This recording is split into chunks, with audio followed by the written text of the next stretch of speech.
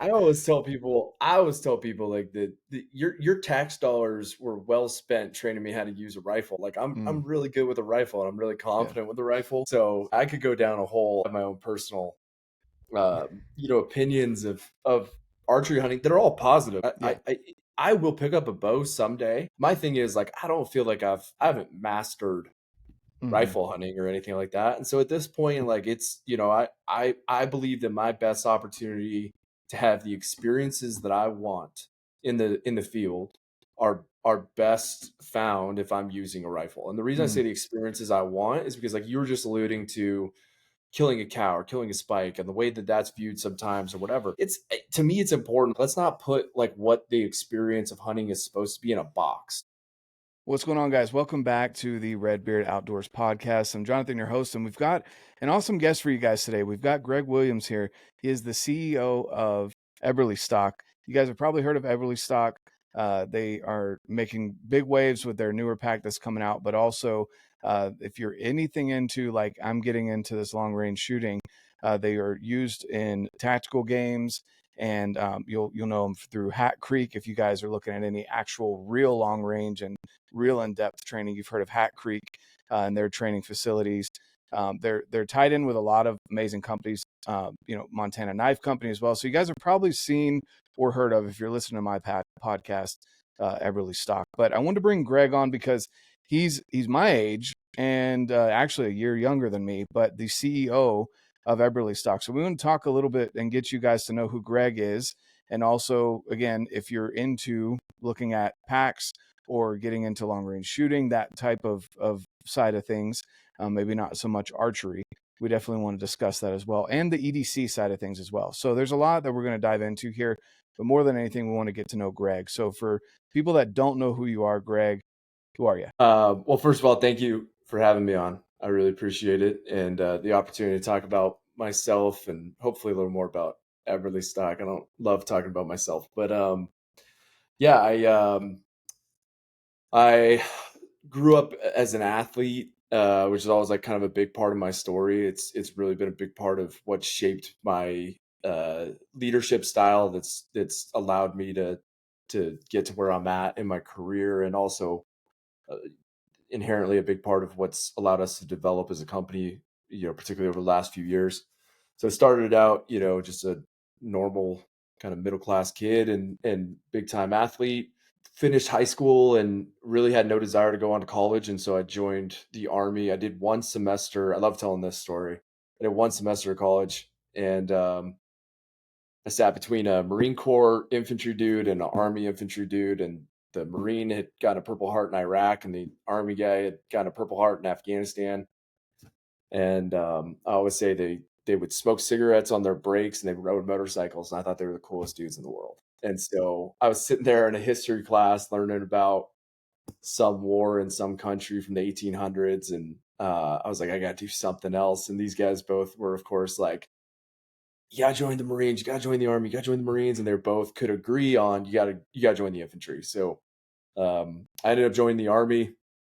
Uh, I would say largely due to a Toby Keith song. There's a line about my daddy served in the Army and courtesy of the red, white, and blue, and something about that always just like stood out to me Mm-hmm. when I was a little kid. And so, anyways, I joined that. That's pretty much how I picked the Army. That and I thought you were going to um, say you didn't like crayons. The taste what just didn't rock with you.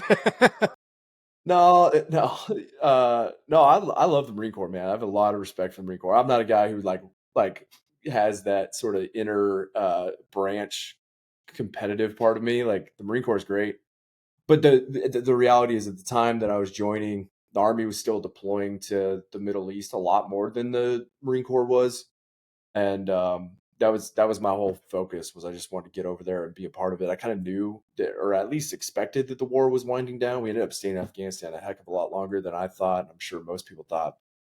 Felt like that was my best chance to make it to Afghanistan before the war ended. So, anyways, yeah, joined the Army in 2013, which was the year after I graduated high school. Graduated in 12. So I left in like February of 13, so 6 months maybe after I graduated high school, something like that. And yeah, joined the infantry. I ended up going to our recon platoon.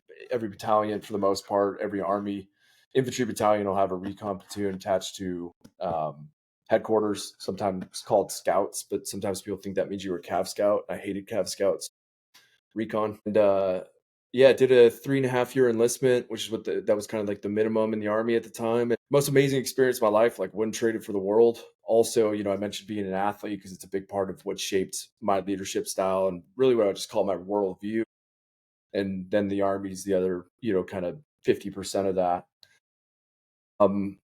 I kind of planned on being a lifer. I really thought that I would. I got hurt a little bit. Nothing like, I didn't get, I'm not a Purple Heart recipient or anything like that. Just wear and tear stuff that like every guy deals with to some degree. Between that and just, the bureaucracy of working for the government was just not something that I really wanted to be a part of anymore. And so took the opportunity to get out when I could. Got out on terminal leave before my 22nd birthday. So I was young enough to go, I felt like I could go start like kind of a normal life. So that's what I did. Ended up going back to school, finished up at Boise State, got 2 undergraduate degrees at Boise State, and then was in my summer in between my undergrad and I was going to get an MBA, and knew that I needed some experience, some actual work experience. So I reached out to Eberlestock through customer service and just offered to do an internship. Glenn Eberly actually emailed me back and was like, "Hey, let's talk." So that started what is my career at Eberlestock. Was I came on as what was supposed to be a summer internship, and they ended up offering me a full-time role. I decided not to do my MBA, and then that's just evolved significantly over the last 6 years, something like that. So I joined the company in 2019 and have been blessed to be a part of and also just watch this company really turn into something special. And it already was. I'm not taking anything away from that, but like we've been able to really show the world in a different way than we were back then. So and you started, that was a really long answer to your question of who are you, but those are really the important parts, man. Like the couple things that shaped who I was, and today, like Eberlestock is such a big part of my life. That's a good way for me to answer it, is really what my career here has been like. Well, and something else I want to highlight too, and I know some people maybe shy away from this, with the cool guy stuff and the awesome gear and the military and whatnot, but you're a Christian as well. Is that something that has, was that a recent, within the last couple of years, or were you raised that way, just growing up in a Christian home? It's a good question. I love it. I love the hard hitting question right off the bat. And I mean that honestly. No, I mean it. I mean it. I'm like happy to talk about it. No, I was raised with Christian values, I would say, but like we, not necessarily raised in a Christian home. We weren't I didn't go to church. I've been to church twice in my life, maybe, when I really actually started going on my own.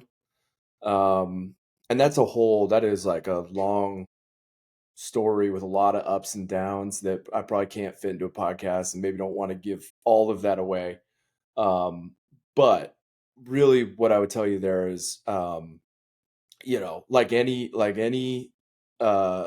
any man tends to, and in my opinion should, face enough hardship in life that I started asking that question of, okay, what is the answer here? Because this ain't working for me. Hit kind of a dark place in my life that had really impacted just who I was as a person, how I carried myself, how I interacted with people. Um, Fortunately, by the grace of God, literally, had sort of a realization that I wanted to change. And I am not a perfect person or even close to it today, but it absolutely changed my life.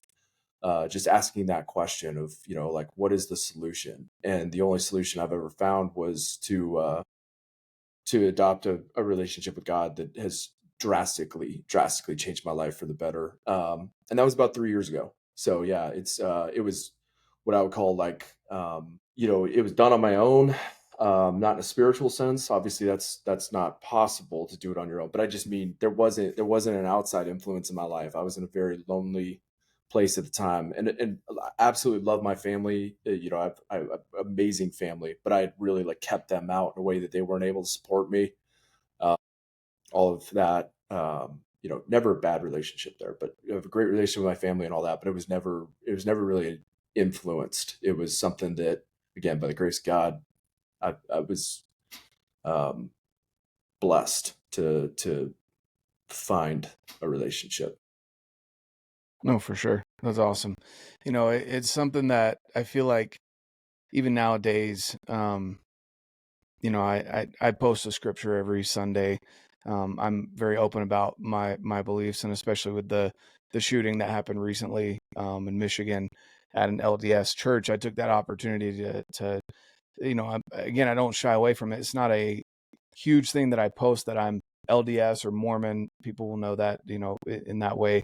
Um, but I figured I'd ask some, or I'd answer some questions, because a lot of people can look at it like a cult and all this other stuff. And I'm one of the Mormons that I would say I'm not a letter of the law. I'm more of the spirit of the law kind of guy, where we don't go, especially during hunting season. I'm not in church every Sunday, but my kids know where we stand, and they're usually with me on the mountain. Or if they're not with me, I still say prayers and all, communicate with God while I'm on the mountain. So a church you can't replace church, in my opinion.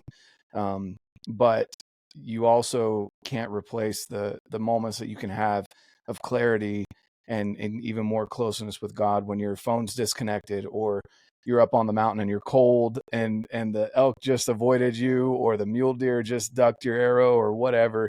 There's some moments that you can come across. It's very similar to, in the military, there's that saying that there's no atheist in foxholes.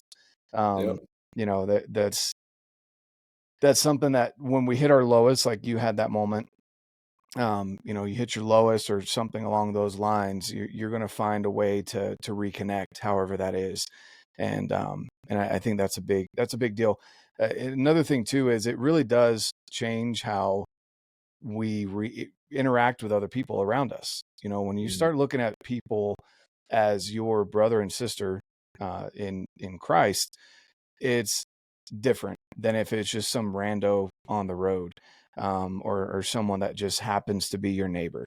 It changes your worldview and your perspective of how you deal with people, for sure. So I like to highlight that. You didn't bring that up necessarily about who you are, but something that stands out to me, and something that I want to highlight too, because that really is a big deal. And unfortunately, nowadays it's an even bigger deal than what it used to be. It used to kind of be understood that most people were Christian, but nowadays it seems to be more almost a badge of honor, to Yeah. to treat people that way. Yeah.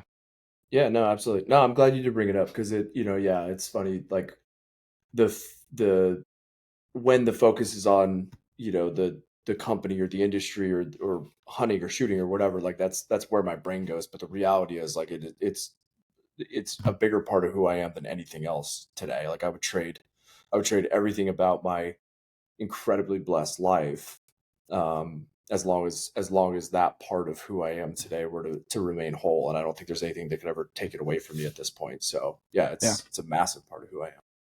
No, for sure. For sure. So, super young CEO. You've worked your way up from intern, summer intern, to CEO of Eberlestock, which is awesome. And that's not a role that just gets handed out to anyone. So obviously that was well earned and deserved.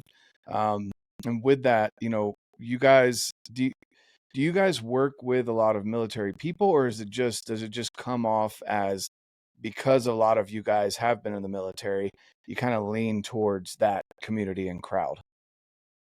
No, I mean, it's a good mix of both. We have, like, I don't know that we have anything I would describe as a formal relationship with any particular military unit. I think all of it, what we really focus on as a company really is like the word authentic. Like, that's kind of our litmus test for anything that we do.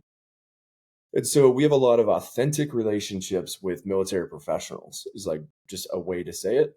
Um, and those have been developed through other authentic relationships. You mentioned Hat Creek. Like, we're, again, very, very, very fortunate to have like a great relationship with Brian Morgan, who's an incredible human being, and and has given us an incredible opportunity to build a network up there, and we've had to find authentic ways to kind of add value to that network and not just be not necessarily only what's the word I'm looking for, benefit from it, but also to add value back, and we try and do that the best that we can.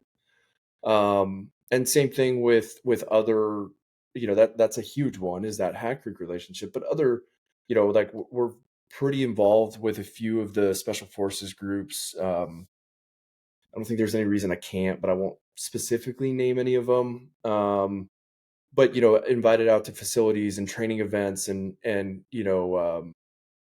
gear showings, and have had the opportunity to kind of look forward at their sort of uh, uh, vision of what the battle space will look like over the next few years and how we can support that from a gear development perspective and things like that. So there's, again, it's a little bit of both. The in-house, Glenn Eberly, who still owns the entire company. He was a F4 and A10 pilot. So like when he talks to a Green Beret who has very much benefited from an A10 gun run at some point, there's this immediate authentic connection that brings walls down and then allows us to find what I would describe again as business opportunities, but not in the sense of like, oh, we're just looking for an opportunity to make money here. A very authentic opportunity for us to help the warfighter in any way that we can. And then there is obviously the business component of that that's Mm-hmm. natural. So Yeah. yeah, we're involved with the military in many, many different ways, but all of it in some ways, and just like an authentic engagement with what we see as our community. Mm-hmm. No, that definitely makes sense. And it's good to, um, I almost like, I have this pull sometimes, and essentially this is from me growing up right outside of Fort Bragg. And it's funny because my favorite Scoutmasters is actually really good friends with Maddie up there at Seekins. And it was funny because we ran in, I was talking with the Seekins guy at Western Hunt, I think it was 2 years ago. And my Scoutmaster, actually had ended up out here in Utah as well. He makes knives and does a bunch of other cool stuff now, and was dropping off a hatchet for Maddie and his brother. And we're just talking, and I turn around, and I'm like, "Oh, hey, what's going on?" He's like, "How do you know Maddie?" I said, "Well, we're just, kind of met through hunting stuff." And he was like, I was like, "How do you know him?" He was like, "Oh, we served together." I'm like, "Oh, okay." And it was almost like I already liked Maddie, right? But instantly, and Maddie doesn't go around bragging about his service, but I know what my Scoutmaster did, and I'm like, okay, that's like an instant like respect level beyond what I already had from Maddie. And so it's cool. It's such a, like we talked about beforehand, it's a small community, even in military stuff or the outdoors community. And the other thing too is a lot of people don't realize this, but kind of a little bit of a history, and I'm not going to go back into super detailed dates here, but essentially right after World War II, there was a big uptick in hunting. And that was mainly because these men who had been taught to camp and survive and all this stuff out in the woods came home and didn't know what to do. And so then they got into the outdoor space. And I feel like the military translates that almost directly, into a lot of military guys that get out and have successful careers afterwards. They are also doing something outdoors, whether that's hunting, camping, fishing, whatever. They find that connection in the outdoor space. So it's cool that you guys are making the gear and kind of relating to those military guys, because a lot of you guys have served and can understand what you're looking for in particular packs or other gear items as well, for those military, the veterans or actively serving guys as well, that want to get into the outdoor space. So I think that's really cool. You definitely have a more of that tactical feel to your stuff. So you guys aren't imposters out there trying to tag along with the military stuff. You guys actually have used and abused your Alice packs and all that other stuff that you had in the military, and are making things better for them as well. So I appreciate that. Yeah, no, I mean, our guys, like, I mentioned going to a recon platoon. So we had a sniper, a 7-man sniper section, a section leader, and then 3 shooter spotter teams. And then each of those teams were paired up with one of the 3 recce teams. And so, long story short, our snipers were using Eberlestock packs. That's how I knew. That's how I knew about Eberlestock. And then I didn't. What you just described there, that transition from service in the military to hunting, that there was that big flood post World War II. I'm not particularly aware of what that was like for the post Vietnam guys, but there's been a big part of that in the GWAT era too. My generation of guys, and I'm one of those. And I think that that's what part of what has allowed me to advance in the company was really understanding our customers. So some of the brands out there that we would view as competitors in the hunting space, a lot of the guys that you see in my role are guys that were lifelong hunters, and they get there because that's what they're most passionate about. They understand the customer. For me, I started hunting in my early 20s when I got out of the Army. Like as soon as I got out of the Army, and I don't shy away from talking about that, where I might have less. I've hunted a lot now in the last decade, but at the time had less experience with that community, because it's what makes our brand unique is having an authentic, stronghold in both, and then really like looking to tie those 2 communities together, because there is so much overlap, there is so much synergy and shared passion for what we do. And again, I've lived that.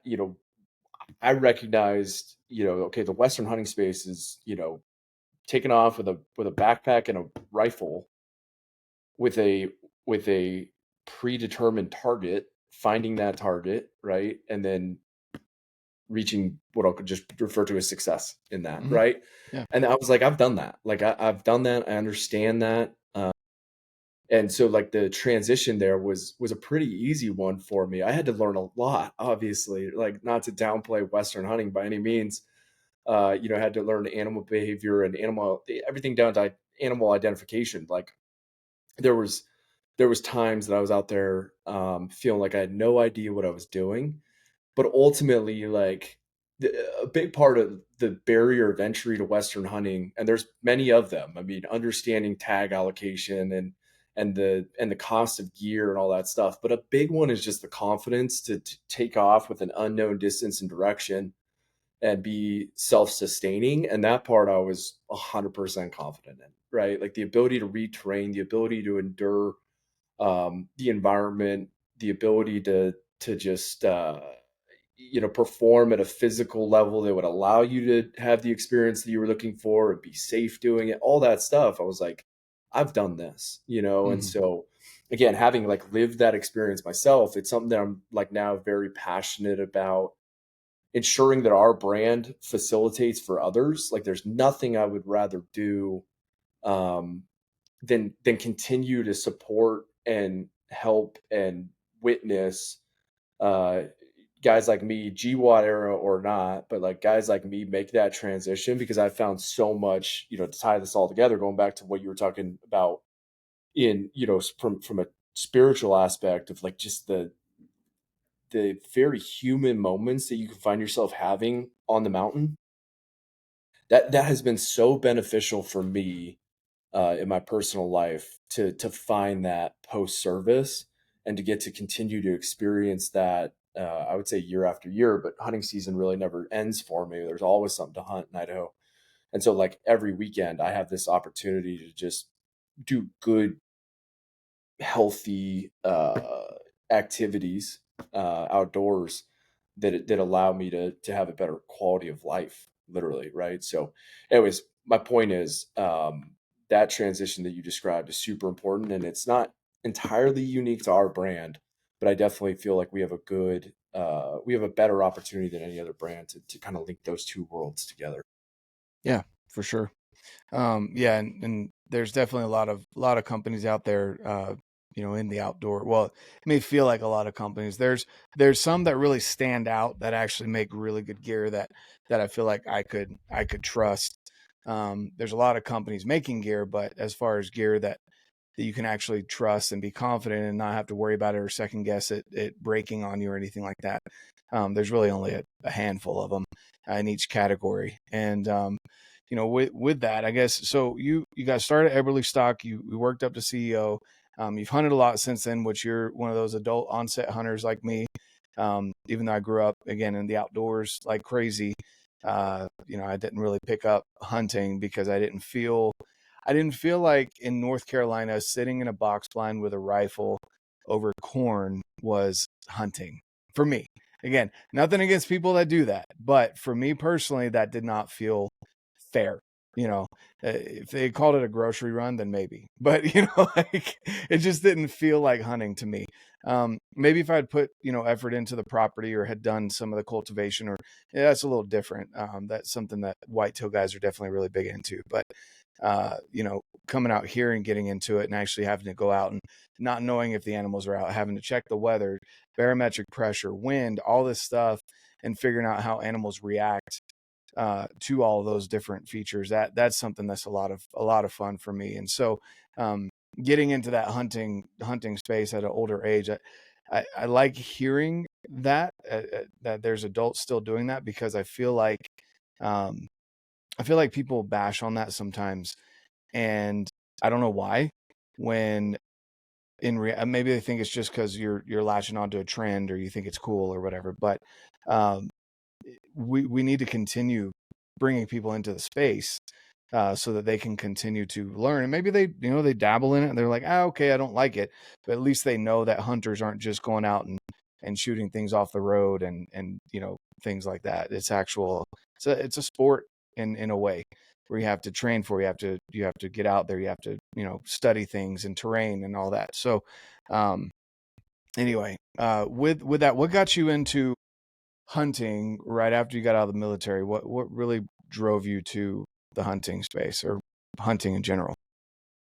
Yeah, I had grown up, like, I had done a little bit of like small game stuff. My extended family is all farmers in South Dakota. And so I'd grown up, spent a lot of my summers in South Dakota on farms. And so, like, had gone out and shot rabbits with 22s and things like that. Grew up doing a ton of fishing. I fished my entire life, and I don't fish nearly as much as I should now, because I still absolutely love it. But anyways, always had that connection with just being outdoors. Part of what drew me into the Army too, just wanted to get better at, not that I wanted to get better, I guess. Just wanted to have that experience of, I grew up playing GI Joe, and airsoft was getting big when I was a kid, things like that. So just being a young man in America the way that it should be, in my opinion. And so I always had that, like, just desire for adventure, and going into the idea of going into the woods, was always cool.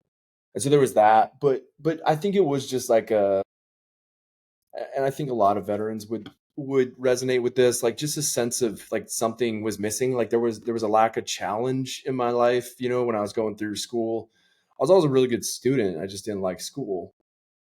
There just wasn't that it was it was challenging, but it was a different kind of challenge. Like, I wanted to challenge physically and mentally, and you want to push yourself. I if, haven't as much in the last couple of years, but for a while there, I was doing triathlons and ultra marathons and stuff like that. Like, I've always just looked for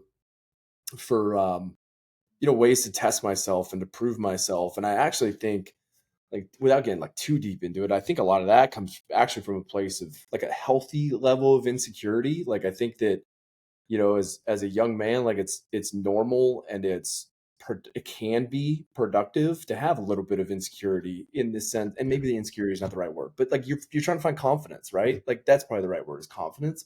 Like, I just wanted to find confidence. I wanted to challenge myself and test myself. So there was a bunch of aspects to that. Some of it was the idea of like self-sustained harvest, like, just going out and getting your own food was really cool to me. And it's still like, that is now like having, quote unquote, proven to myself, like, okay, I could do this. The thing that now keeps me going is keeping the freezer full. I eat not totally carnivore, but pretty close to carnivore. Like, anybody that knows me, like, I'm a big eater.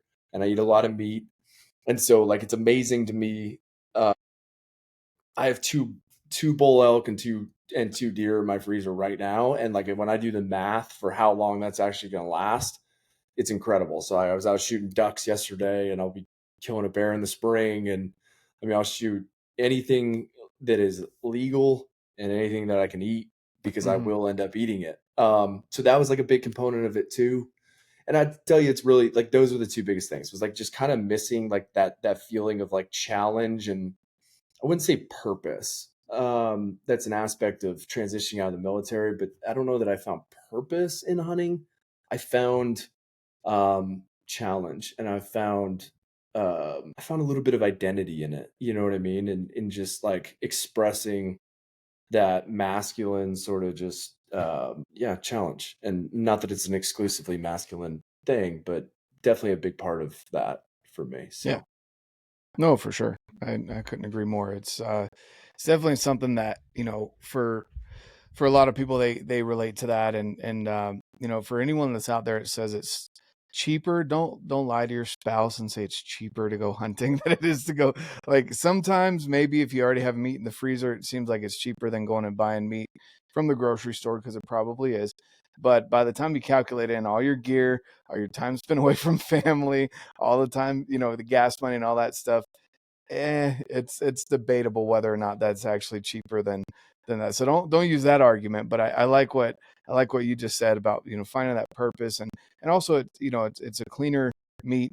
It's leaner as well. There's a lot that goes into the hunting aspect, and I also appreciate that you bring up, anything that's legal, because there's people that and maybe they are they've got the freezer full and they're able to go out and hunt the bigger, more mature animals, which is awesome.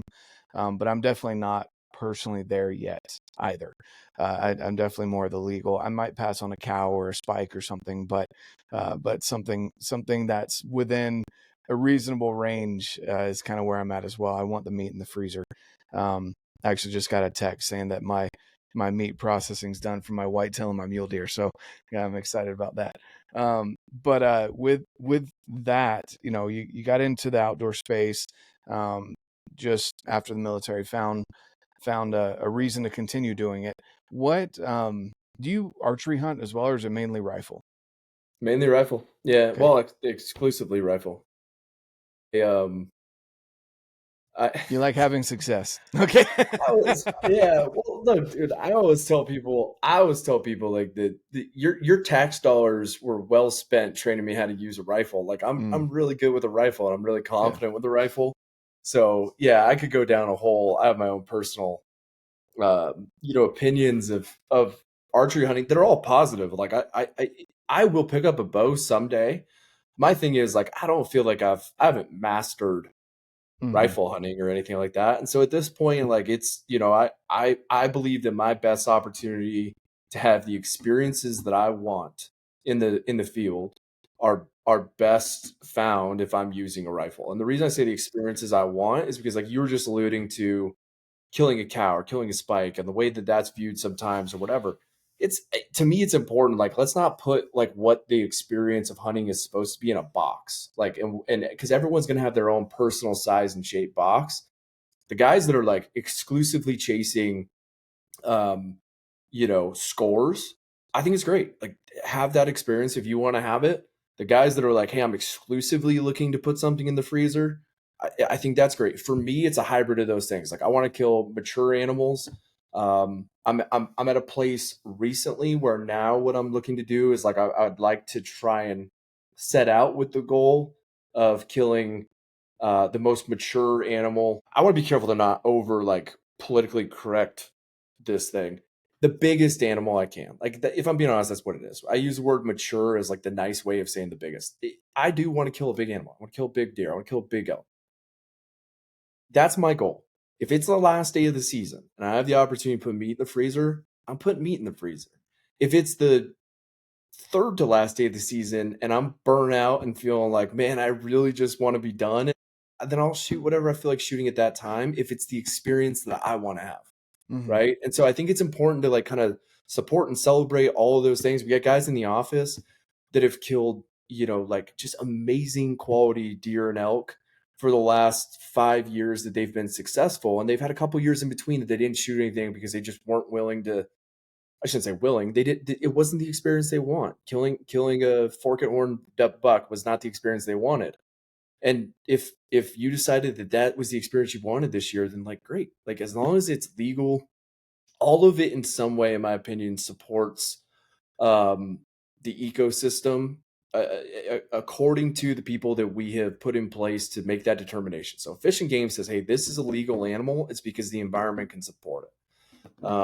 So anyways, all that said, I can't remember what your original question or comment was there, but my point is it's important to have that healthy um, acceptance of everyone's idea of what a hunting experience should be. It's gonna be different for everybody. No, for sure, and that's definitely important for people. I just find it hard to. I've had a couple experiences where not directed towards me, but where I see other people bashing someone for their experience because it was a smaller buck or whatever, and I highly disagree with that. There's better ways of helping people or even understanding those people's perspective as to why they might have shot a smaller buck or a doe or whatever. Um, and it's funny too, because it depends on the community you're in, because there's some whitetail hunters that are like, I'm stacking does while I'm waiting for the big bucks to come out. And then, that seems more appropriate in some communities than in others. You shoot a doe and they're like, oh, you're just slaughtering the herd. It's just crazy how that, that's communicated. And I feel like there should be more open dialogue, or even maybe not, don't even worry about engaging with those people. Cause guess what? You can unfollow them if that's where, you're seeing it on social media. It's that easy. But no, it's cool to hear that that's kind of been your journey, because it's been almost a decade since you got into hunting. And you've obviously had a lot of good experiences, whether that be, personal. And then as you've worked into the company, obviously you've had some opportunities that are pretty amazing as well. And you get to learn from the guys around you. It's funny to see.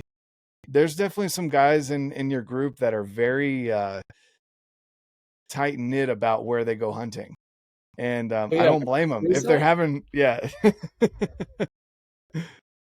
Yeah, we've got. Well, here's the thing, man. We have the full gamut in this office. We're up to. We're on a big hiring push right now that'll put us at like 53 employees, I think.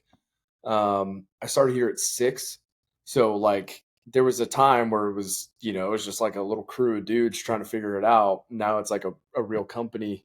Um, and so we have everything. We got the opportunity hunters, but for sure, like I think the core of our guys are definitely like guys that are chasing and in a lot of cases killing uh you know big animals, and therefore they are very protective about where that's happening and all that stuff. We've had a hell of a season. Like the office this year has had a great season. And I don't know how much of that gets shared. I'm not a big social media guy. I don't spend a lot of time on social media. It's almost like a LinkedIn with pictures for me. Mm-hmm. Very private. My account is private. I don't have a big following. I don't want a big following. I wouldn't be on social media if I didn't need to keep up with what's going on in our community. So I don't see all of it. I don't know how much of it's been shared, but we've had an incredible season. Like the crew of guys in the office, guys and gals. We had Hannah, one of our customer service reps. She killed a great bull, and I think it was her Yep. first. I think it was her first bull, and so everyone's had like just not everyone, but a lot of people have had sort of a record year, myself included. And but with that said, like yeah, I don't know specifically who you're referring to, because it could be like a dozen different guys. Even with us, like I'll go Mm-hmm. talk to someone and they're like so tight-lipped about it, or I'm like, dude, I'm not stealing your spot here, man. Like what are we doing? And Yeah. I appreciate it, and I think that it's the same conversation we just talked about with like how people approach the quality of animal. Everyone's got their own way of doing things. Some people are very supportive of like trying to really help someone, like you should go here or whatever, and other guys are like, nope, this is for Yeah. me, and I respect all of it. It's They're everyone's like, got there their own might be some interpretation. elk somewhere in Idaho. Yeah, exactly. Yeah, exactly. There's not elk in Idaho, though, for the Yeah. record. Oh, Colorado, I yes. think, has a bunch of elk, but I've never seen elk in Idaho. They definitely have the biggest herd over there in Colorado for sure. Yeah, exactly. Yeah, Utah doesn't have elk either. Don't come here. It's yeah, you don't want to come to Utah. We just raised Yeah. our prices too, so definitely don't come here. We're going to draw next year for non-residents. So it'll be interesting to Yeah. see how that plays Well, out. this is the first year I hunted in Idaho, and I actually took a bear in the spring, which was my first spring bear, and then and that was funny because I know I've got a good spot because I ran into someone up there, and they were like, "The Eberlestock guys tell you that this is the spot." I said, "No, but it's good to know that they hunt here too," because That's funny. yeah. But then I didn't end up tagging out on elk, unfortunately. But yeah, I'm gonna have to play the draw game this upcoming year, and it was a good experience. Definitely not what everyone that I talked to in that area said it was an off year for like the elk shut up after like the 12th, and then they picked back up at the end of September. It was odd, but anyway, off of that subject there. With the hunting space and everything, you guys also have a lot of EDC options. For people that don't know what EDC is, everyday carry options. You've got, the fanny pack. You don't call it a fanny pack though. There's a cooler name for Yeah. that, right? The tactical waistband. Is that? I think we call it I call it a Yeah. fanny pack. I Yeah. love So talking about the actually, fanny pack. it's the one that I've been using the most. Whenever I don't want to carry a backpack, I've got this guy right here. Bando. So, yeah, the bando. You've got different sizes of it. This one, just carries enough of what I need. Some basics, and then of course your EDC of choice, whatever yours is. But it's a good little bag. And then you guys have the this one I haven't dived into yet a lot. I think it's called the Flex. Yep. Yeah, the flex would be is that the other I still have fanny the pack? tags on it actually. But this one right here, so that the shoulder bag. Oh, that's the sling. Yeah, that's The sling. the fade sling. Oh, yep. Yep. Oh man, So there's the we've got a fade. whole lot. There's the fade series. Yeah, you're probably looking at a big old stack of Yeah, it's hang like a tags. book. Yeah. Yeah, because there's 5 or 6 different yeah, 5 or 6 different like packs in the fade line, and then a bunch of accessories. And then we've actually got, I don't know when this will air, but 2 different additions to the fade series coming in January. Um, 2 different pack additions to the fade series. So yeah, so the fade flex would be the fanny pack that's in that family, and that would be the fade sling. There's the fade adapt, the fade transport. Yeah. So I guess let's dive into a little bit of EDC stuff. Obviously, it's definitely more than just military that talk about EDC. I mean, EDC could be anything from your laptop bag that you carry on a daily basis to, if you carry a first aid kit, knife, gun, anything like that. Just depends on, and usually I try and include, a pistol, at least a tourniquet, and some kind of knife that's a fixed blade, because I like to carry either a small fixed blade on my body or whatnot. But I prefer not to have all of that on my person if I can have a bag wherever I'm going. That's just, I've had enough of those. It's like a meme or something that went around where it's like when you go and you go to an event that says no, what does it say? No guns or no something on the premises, and you hug somebody and they give you the look because they felt it. Yeah. It's like I try and avoid those situations whenever I can. But no, let's dive into a little bit here. So we got the bando. You've got a couple different sizes there. I think this is the XL probably. I don't know. Is there a way to tell the size? It's got the little Looks like front pouch. Do what? that's the XL. That's the Okay. XL. Yeah. So in the front pouch here, I usually carry my AirPods and wallet, and then I've got a fixed blade here and some pins and stuff and first aid stuff in the next biggest pocket. And I try and carry it over the shoulder, but I don't know if, not trying to brag on my traps, but my traps just make it like right into my neck. So Yeah. I usually end up wearing it around my waist anyway. And then the back portion here, for people that are, it opens up and it's got a little, comes with this little stretchy band here for your pistol if you want to put it in there. I usually keep it in my holster inside like that. So talk to us about the bando and then maybe the sling here, which would be the, I guess I'd call this between a backpack and the fanny pack is what the sling would be. Yep. Yeah. Yeah. So there's really like, the first place I'll start is like, I refer to everyday carry for us is anything that's not going to be specifically for shooting sports, like range bags, things like that. Hunting, so obviously hunting packs, or like full, like what we refer to as mission, which is like kind of your like military professional. Everything else kind of falls into everyday carry. But then within that, you kind of have two different subcategories, if you will, which is like true everyday carry and then concealed carry, right? And for some people, concealed carry is everyday carry. But my point in that is like, we have what I would refer to as everyday carry stuff that is not necessarily intentionally designed around carrying a weapon. Most of it is. But we have packs like the Bandit, for example, that can kind of be used for anything. And so that's like our everyday carry is kind of our like general purpose, like just gear loadout carriage, right? And then concealed carry is like what we're talking about here with the Fade series, the Bando, like specifically designed for concealed carrying a firearm and, other gear. And so on that note, we had, before my time, we had packs like the Switchblade. The Switchblade is one of our best selling products. There's more of those out there than anything. It's hard for me at this point to walk through an airport without seeing a Switchblade somewhere in that airport. But it was designed with a dedicated concealed carry pocket. So we had, the Switchblade, the Little Trick. There used to be packs like the Cherry Bomb that we've moved off of, and the Secret Weapon, things like that. So concealed carry has always been a big part of the brand, which really goes back to, a big part of the brand is really like the ability to carry a firearm with gear. And so we've expanded that line a lot in the last couple years. The funny story about the Bando, that was like a point of controversy in the office back in 2021, I think is when we developed that. Because there is like a little bit of a stigma to, or at least was, to fanny packs. They definitely like made their way back into the community in a way that they're, I think, respected and accepted.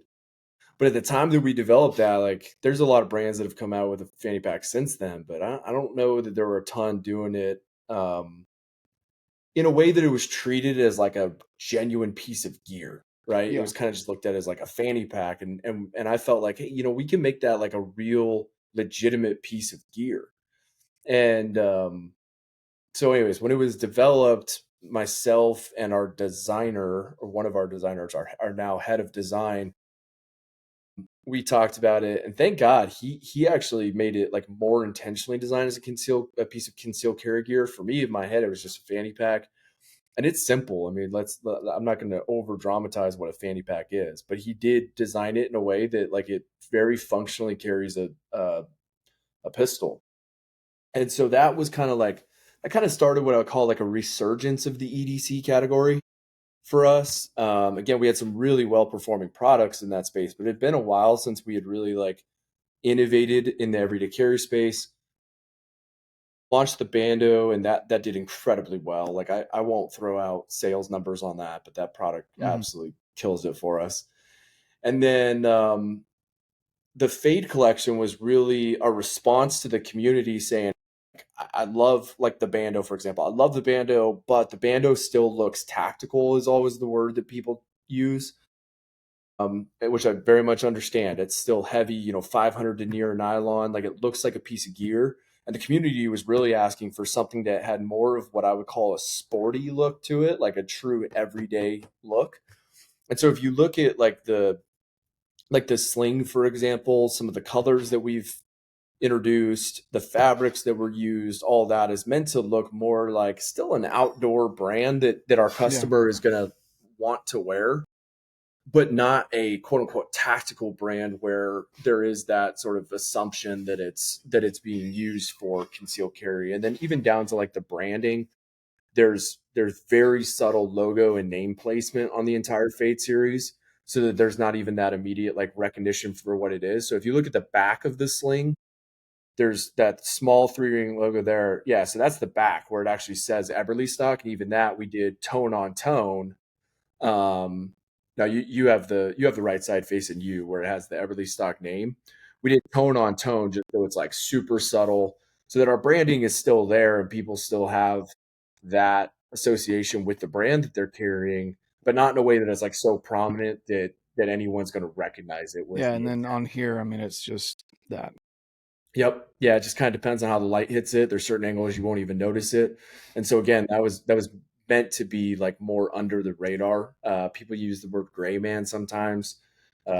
We don't, but just, under the radar, like true concealed carry and not drawing attention.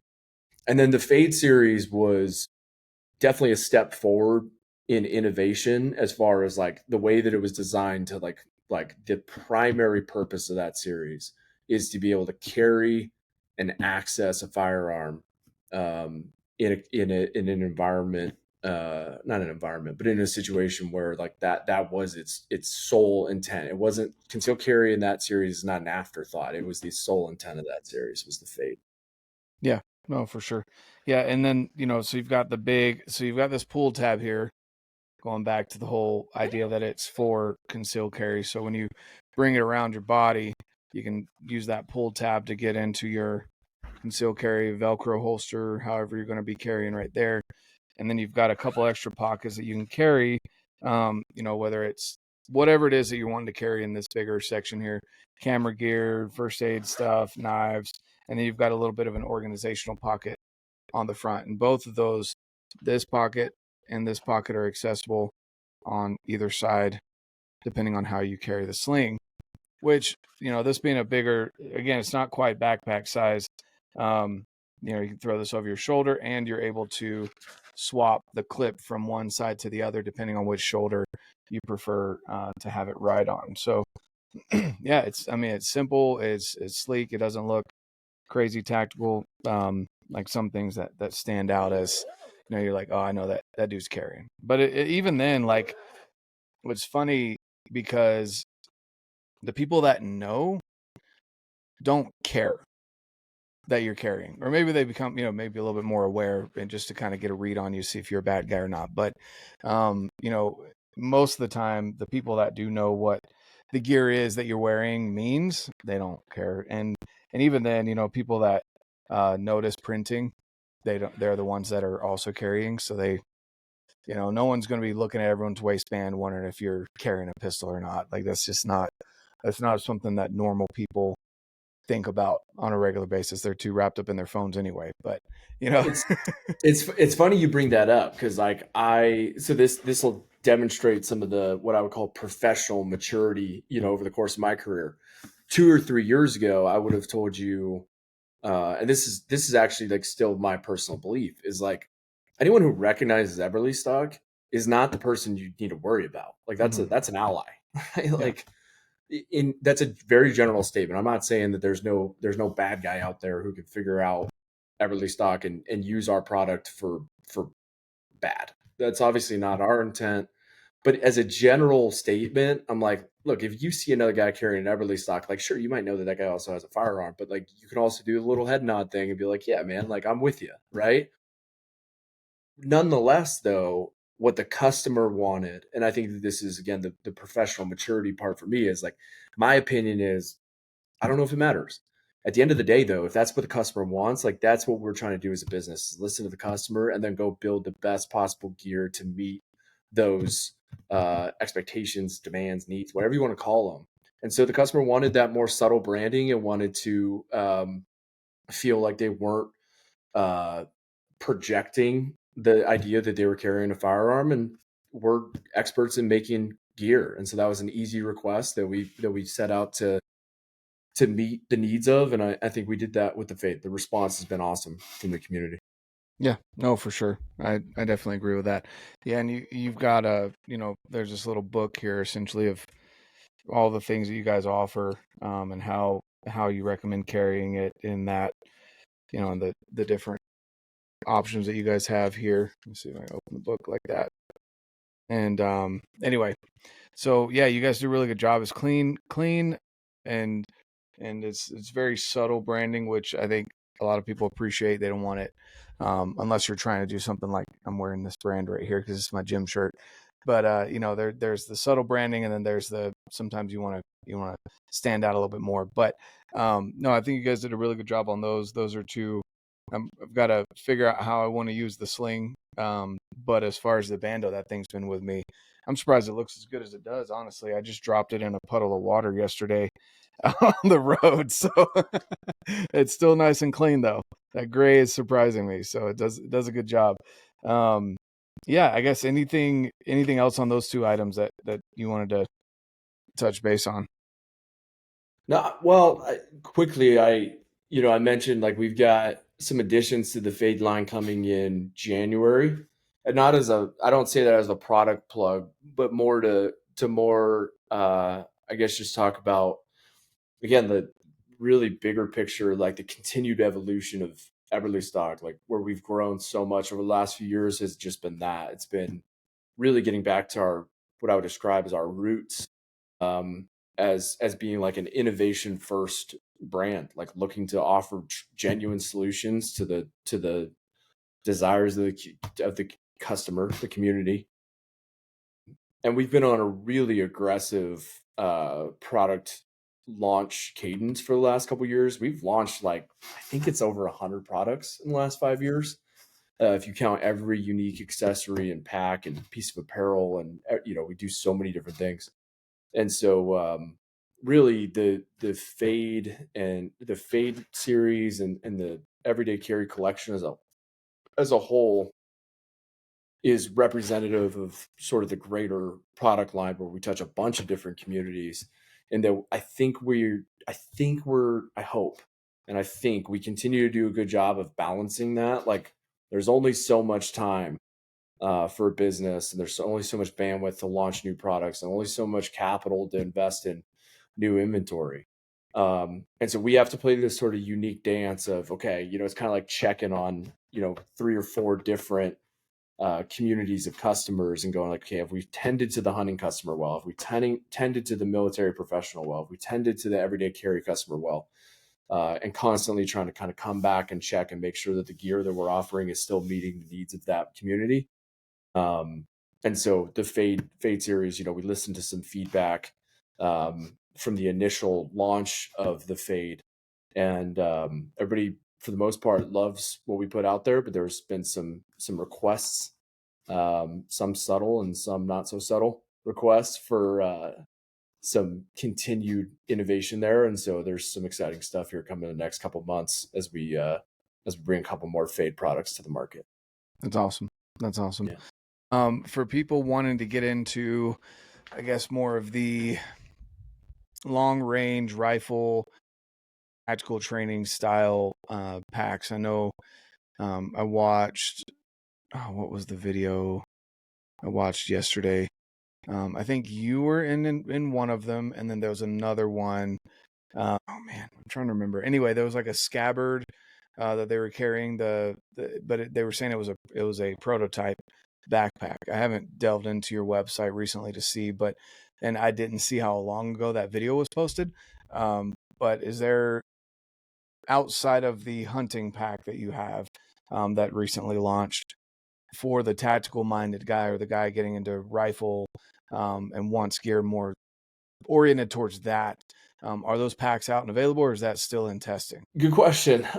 Again, aggressive product launch cycle. So we just had, for example, you might have been watching the Kinetic Comps video, and we were showing at the time what was a prototype of the ARC adjustable rifle carrier system, and so that was kind of a new modular version of a scabbard, which is a kind of defining part of our brand is the scabbard and being able to carry the rifle on your back. So that's a product that is complementary to it's not complementary to. It's part of the Mission E-Mod ecosystem, that whole product series. And I'm just looking it up right now to see if I can find it. Yep, no worries. So the ARC just launched like 2 business days ago, I think. I think it was last Thursday. And so that's a again, adjustable system where you can adjust the height of that carrier that'll allow you to carry your rifle barrel up, where our scabbards, our integrated scabbard system in the past has always been rifle or barrel down.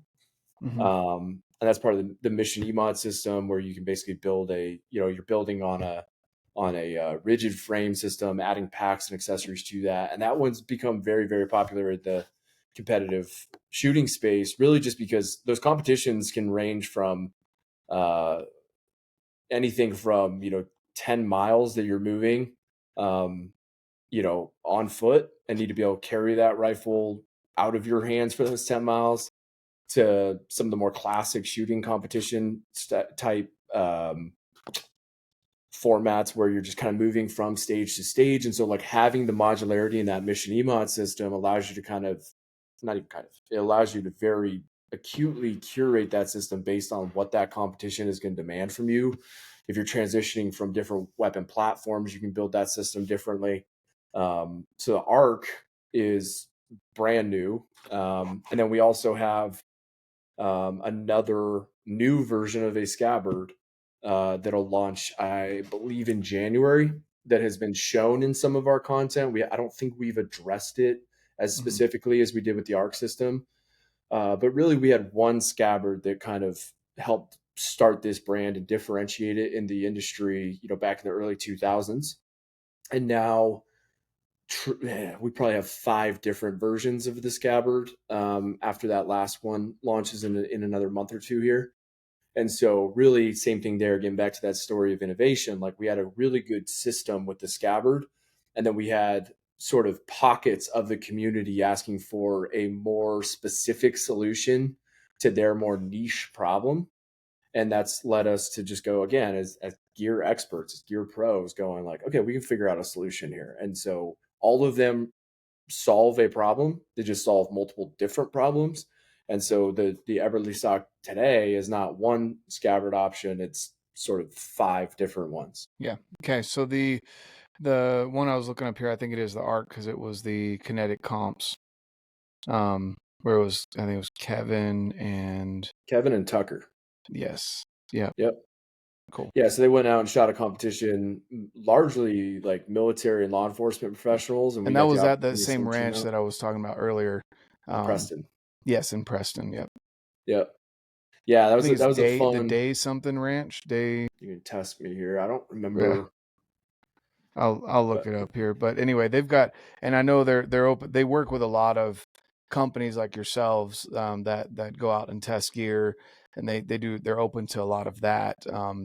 But also they have public events as well that you can go out to. So I'll leave that down below somewhere. People can look it up if you're getting into any kind of training or anything like that. I know they offer courses and things like that for long range shooting, or real man's golf, as I like to call it. So yeah, that's another one, man. That's another community that's a lot of barriers of entry in the long range or just competitive shooting in general. But again, a really, really solid community of people that, like, if you look for it, you'll find a lot of support from the existing community, inviting you into it and helping people kind of explore that world and see if it's something they want to get into. Well, and honestly, you say barriers of entry. I'd say a lot of it is money, but even then, companies are recognizing that. And I'll just give a shout out to Ruger. The RPR, their Ruger Precision Rifle in 6.5 Creedmoor, is super capable out to 1,000 plus. And that comes in, I want to say right around $1,500, which is not bad. And it takes, I want to say AR-10 mags, so those are cheap from Magpul. You don't have to get the Accuracy or the AICS or MDT mags for that. You slap a decent scope on that, and you can get started pretty pretty quickly. You can take a hunting rifle out as well, but obviously there's some barriers there, and depending on the caliber or whatever, you may have some limitations. But there's definitely ways to get into it on a budget. If that's something that, and you'll probably end up spending, I say real man's golf because you'll probably end up spending about that much on a set of golf clubs anyway. So, and it's more fun to ring steel.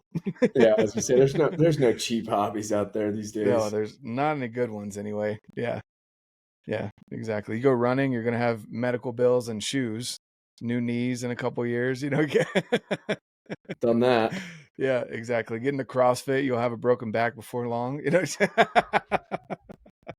Oh man, but no, that's awesome. And again, I think those are some great quality options that you guys provide, and you have a wide array of things out there for people looking to get into any of those kind of sports. And again, just the everyday carry stuff as well. So, is there anything we haven't touched on that you want to hit on as far as Eberlestock goes? No, I guess, I mean, the last thing I'd say there, just commenting on your last comment, is we touch a wide variety of things, and I've always been careful in the office to remind our team, like, we're not a hunting company, we're not a military company, we're not an everyday carry company. I always like to say that, like, we serve the adventure seeker and high performer. And really, I think if you look at the places that we are showing up and the spaces that we are playing in, that really is who we're after. Um, Both of those, adventure seeking and high performing, are both left to interpretation. So we're careful to not kind of leave anyone out of that. Like, that's it's up to you to decide, like, what does adventure mean to you, or what does high performance mean to you. We want our gear to perform at a high level and to facilitate the opportunity to go chase, seek, and find adventure. And so, when we talk about high performance, like, you can go out and you can shoot targets in the desert, and I do that all the time, and I absolutely support that. If you see competing in a shooting competition, as performing at a higher level, high performance, we want gear that's going to meet the needs of everything in between. And when it comes to adventure, if your idea of adventure is sitting in a tree stand over a whitetail food plot, by all means, like, that's adventure to you. That's awesome. And if it's killing Dall sheep in the Brooks Range of Alaska, seek that adventure. And we want to offer gear for everything in between. And so really, I think that's like the ethos of our brand, best summarized, is making gear for high performers and adventure seekers.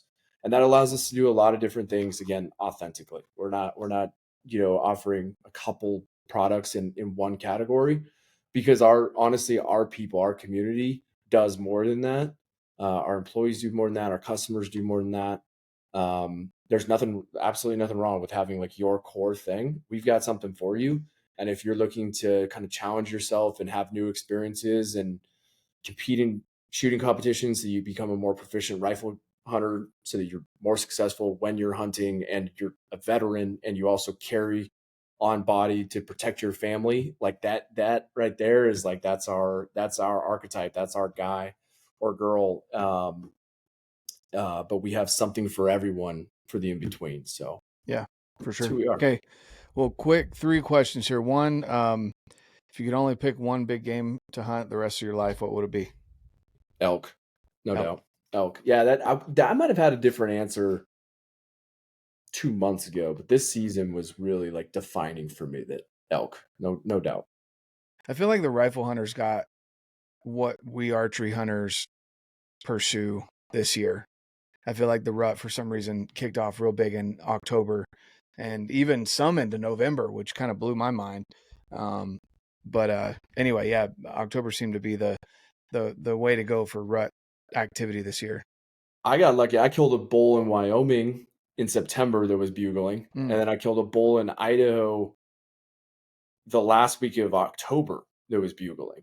So I got, like, and my fiance and I had an opportunity on a bull that was bugling November 3rd. So I got to listen to elk bugle for 3 months. It was awesome. That's awesome. That is really cool. Okay, your favorite caliber for big game hunting out west? 300 Win Mag. I shoot 300 Win Mag, and I shoot the heaviest bullet that I can find. I'm a big believer in displacement. So yeah, 300 Win Mag. I'd love to shoot other calibers, but if you're giving me one, 300 Win. Mm-hmm. Cool. I guess what would be your close number 2 then? Probably. You're a 30 cal guy. Yeah, yeah. I'm not a huge fan of 6.5 for elk, and so that's the thing. 300 Win Mag for me, like I would go up to a 338 if we're talking about moose. I would shoot 300 Win or 338 for elk. And then I would shoot something smaller than that and feel totally comfortable with deer. I think they can all get the job done. A lot of it's on the shooter. A lot of it's You just like to be capable angle. and making sure it's, yeah. Yeah, I don't know that I have a second. I honestly don't. For me, it's 300 Win is my like blanket statement caliber if I could pick one. And then from that, I'm just going to be one of those guys that can't answer your question because it all depends on the specifics after that for me. Yeah. Yeah. No, for sure. And then I guess suppressed or unsuppressed? Suppressed. Not even a question for me. Yeah. Made the transition a couple years ago, and it's just awesome. Like it just the cans these days are the performance of all of the cans that I've had experiences with are just like unquestionably better than the experience that you have unsuppressed, in my opinion.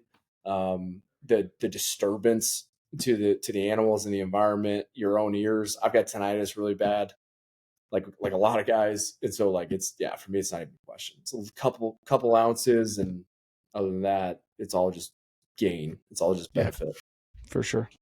Awesome. Well, honestly, Greg, I appreciate you hopping on here and having a chat with us here on the podcast, kind of about who you are and who Eberlestock is. I definitely recommend people going and checking out, their lineup, what they've got going on over there. Great people. They actually get out and use their stuff as well. They're not just selling you something; they actually use their products. And I always respect that about companies. And again, as I've gotten more into the rifle game and a lot of the long range and precision shooters and even tactical games, you guys are pretty heavily involved in that stuff. So it's been popping up more and more. So it's cool to see, and it's good to have this chat. And I know you're busy guys, so for you to take an hour and a half out of your day to come and talk is awesome, and I appreciate that. So yeah, anything else that you want to leave with the listeners? No, I mean honestly, the last thing I'll say is it's gonna go back to what I was saying a minute ago, but couple things. One, actually, a couple things. One, I can't get off of here without giving a shout out to my team. Like there wasn't a huge opportunity to talk about that, but we've been very, very fortunate over the last few years to be doing some incredible things. But it ultimately goes back to our guys being authentic users of the gear, like you mentioned, but then on a forget about the professional side, like on a personal side, like I have the best team of men and women here at Eberlestock that are just like good people operating with integrity, working really, really hard. And so anytime I'm asked to talk about the company in any capacity, like it's important for me to kind of like either talk about that at some point or at least end with it that like I have the most amazing team ever. And anybody that has interacted with our people, I hope have had that experience. And if not, like let me know because I take that very seriously. So very proud of who we are on a human level. And then outside of that, like the only other thing I would say is like we are continuing to evolve and grow significantly and rapidly as a company. And I'm 100% confident we will never lose our way in that. We'll never lose the end sight for what this company is supposed to be. We've got a lot of exciting things coming. And I love hearing from our community. I love hearing from our customers and the gear they're using and what they enjoy or what they want to see from us. And so I just appreciate the community in the way that they've supported us and adopted our gear and given us the opportunity to grow this company and do more and more cool stuff. Ultimately, like all things in life, in my opinion, ultimately go back to the people that you get to do it with. And so whether it's growing this company with the people that work here or growing this company as a result of the people that have given Eberlestock a chance and are, hopefully proud to carry our gear. I appreciate all of those people. And to you, I appreciate the opportunity to come on and talk about it all. It's been fun. I'm glad we finally got the calendars linked up. Sorry it took so long, but September, October, November is a tough time. Yeah, we've got a lot going on this time of year. But yeah, no, definitely appreciate it. And guys out there listening, again, just great group of people. I've been able to interact with them. Awesome individuals that love getting outdoors and actually competing in certain events, and then in other things they love going hunting. So with that being said, and my dog's getting antsy. You can see him in the background there. You can call him a dog. I pick on my wife all the time. She came home with him. Like, he looks like you trimmed my beard and put a leash on him. Like, he's just 12 pounds of fury over there. But anyway, with that being said, guys, thank you so much for tuning in, and hope you guys have a fantastic rest of your day. And like I always say, get out, live your life, and love it.